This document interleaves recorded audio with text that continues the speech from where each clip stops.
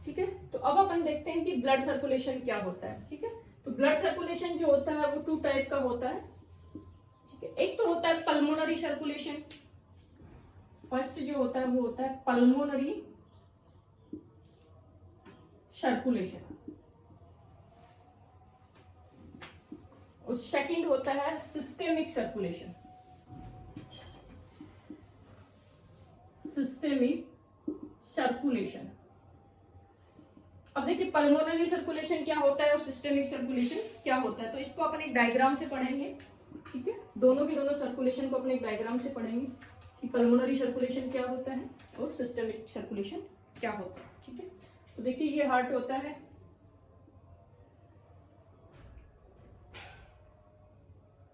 और अपन ने देखा कि हार्ट के कितने चैम्बर होते हैं, 4 चैम्बर होते हैं।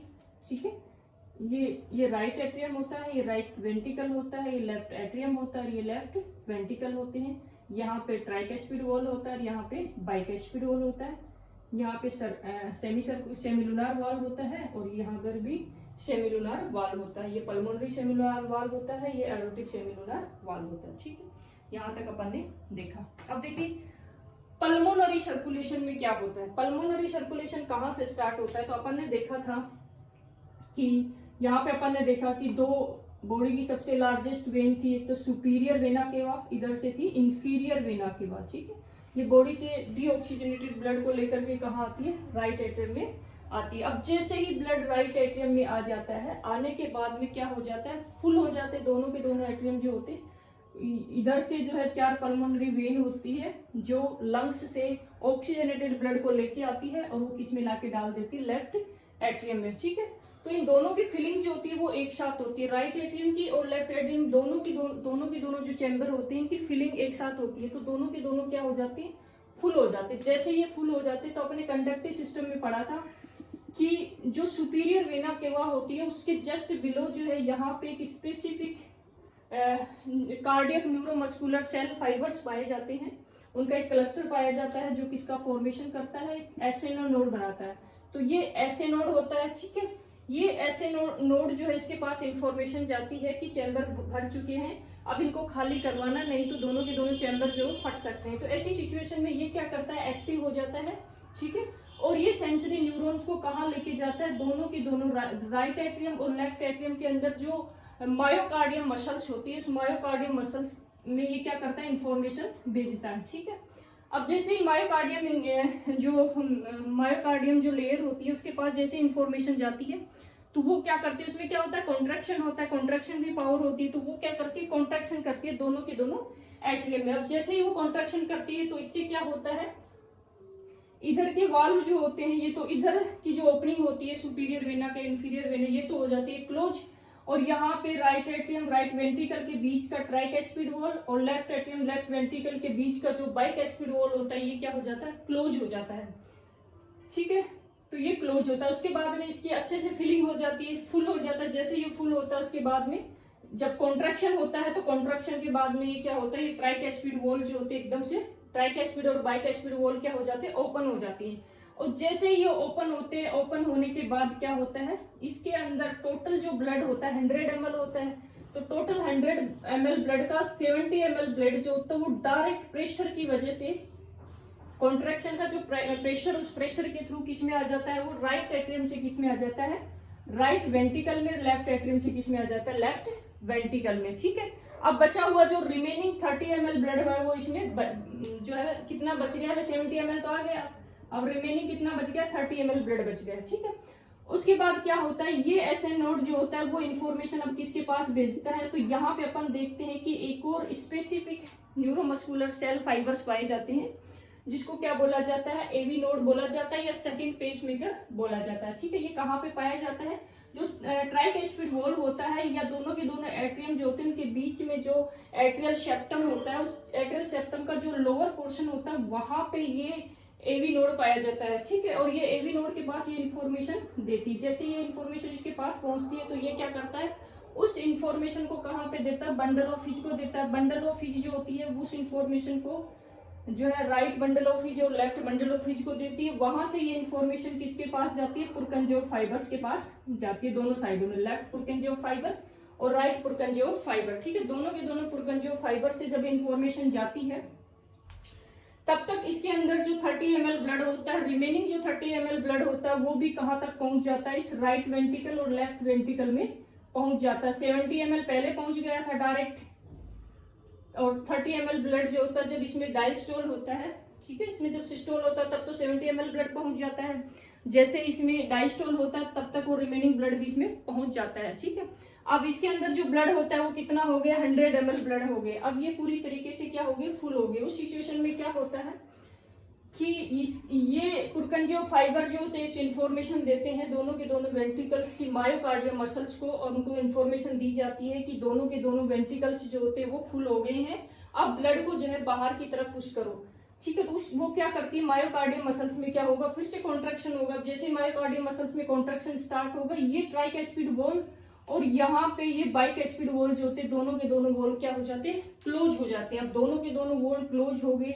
इधर से जो सेमिलुनार वाल्व होते हैं, पल्मोनरी और एयोटिक वाल्व होते हैं, ये भी क्लोज होते हैं, तो इससे अंदर का प्रेशर बढ़ जाता है। जैसे ही अंदर का प्रेशर बढ़ता है तो उसके दौरान उस दौरान क्या होता है कि ये पल्मोनरी वाल्व और इधर से ये आयोटिक वाल्व जो होते हैं दोनों के दोनों वाल्व जो होते हैं ओपन हो जाते हैं, और ओपन होने की वजह से यहाँ अंदर ब्लड का प्रेशर हाई होता है। ठीक है, अब ये ब्लड जो होता है प्रेशर के थ्रू किस में आता है, आयोटा में आता है, और इधर से जो ब्लड होता है उसका प्रेशर थोड़ा सा लो होता है, क्योंकि ऑक्सीजनेटेड ब्लड जो होता है उसका प्रेशर ज्यादा होता है। डीऑक्सीजनेटेड ब्लड जो होता है उसमें ऑक्सीजन की सैचुरेशन कम होने की वजह से उस ब्लड का प्रेशर थोड़ा कम होता है। ठीक है, तो इसमें इसका राइट वेंट्रिकल का ब्लड जो होता है वो पल्मोनरी आर्टरी में आता है, और लेफ्ट वेंट्रिकल का ब्लड जो होता है वो किस में आता है, आयोटा में आता है। ठीक है, तो अपन पढ़ रहे थे कि जो ब्लड सर्कुलेशन होता है वो कितने टाइप का होता है, तो अपन ने देखा कि पल्मोनरी होता है और एक आयोटिक होता है, सिस्टेमिक होता है।